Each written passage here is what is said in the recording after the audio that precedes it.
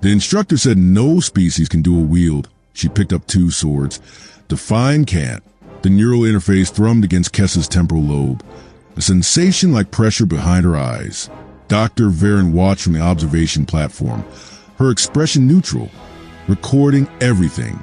Initiate baseline motor sequence, Varen said to the speakers. Kess stood in the haptic chamber, her hybrid nervous system, human spinal cord grafted into a Solari skeletal frame, still adjusting to its own existence. 43 days post-integration, the swords hung before her in electromagnetic suspension, their edges scanned into perfect digital fidelity. She reached for the first blade. Her arm moved in a fluid arc that no human could achieve. The Solari physiology granted her 3 times the fast twitch muscle density, shoulders that could rotate through impossible angles. She gripped the handle. The weight registered. 2.8 kilograms. Her nervous system cataloged it instantly. Now the second, Varen instructed. Kess paused. You said no species can dual-wield. You said the neurological burden. Precisely. Humans lack the parallel processing. Solari lack the fine motor integration. You're neither. Attempt it anyway. Kess lifted the second sword. The neural interface screamed. Pain lands through her skull as her human cerebral cortex tried to manage input from her Solari motor system. Dual-wielding required simultaneous trajectory calculation, force distribution across asymmetrical limbs, and real-time balance compensation. No single evolutionary lineage had developed the architecture for it. The human brain was sequential. The Solari nervous system was modular but rigid. She was both. Neither. Something new. The interface shifted its processing load. Kess felt it, a subtle redistribution of cognitive weight, as if her consciousness had suddenly developed a new lobe. Her human prefrontal cortex relinquished control of her right side musculature to the Solari neural clusters in her shoulder blade. Parallel processing, not sequential, not rigid. She moved. Both swords cut through the air in perfect synchronization, describing arcs that would have torn her apart if she tried them with serial cognition. Her left brain handled one blade, while her right side Solari tissues managed the other. Yet somehow they coordinated. The interface was the bridge, the silk thread connecting two incompatible systems into a coherent whole. Remarkable, Varen murmured. Kess heard her fingers moving across the haptic display. Your corpus callosum is showing unprecedented activity. The Solari integration points are firing in sequence with your human motor cortex. You're not overriding the limitation.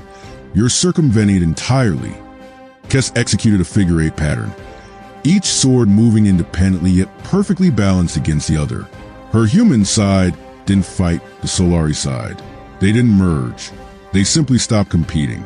5 minutes, then 10. The pain faded into something almost musical, a kind of harmonic resonance between two neural architectures that should never have existed in the same body. Decelerate, Varen said. Kess brought both blades to stillness. Her breathing was elevated but controlled. The interface dimmed its signal. You understand what you've just demonstrated? Varen stepped down from the platform, her boots echoing against a metallic floor. That I'm more useful than you thought. That's one interpretation. Varen stopped a meter away, her aged human eyes studying Kessa's hybrid form. You've proven that the categorization itself was wrong. We said no species can dual-wield because we were thinking in species, in evolutionary categories, in neat biological boxes. She extended her hand toward Kessa's left sword. You're not a species.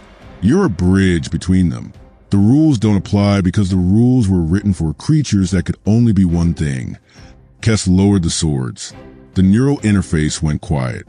There's a contract, Varen continued. The collective defense wants soldiers, augmented soldiers, hundreds of them, integrated like you are, humans and Solari, merge into something that can outthink, outmove, outlast both parent species. They're calling it the next step in evolution.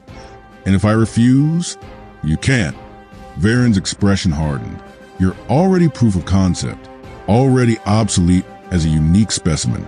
They'll replicate you. They'll perfect you. They'll create an army of your duplicate. Kess looked at her hands. One human, one Solari, both holding impossible weapons. She had been designed, optimized, already rendered strategic property before she'd ever learned to breathe in her new form.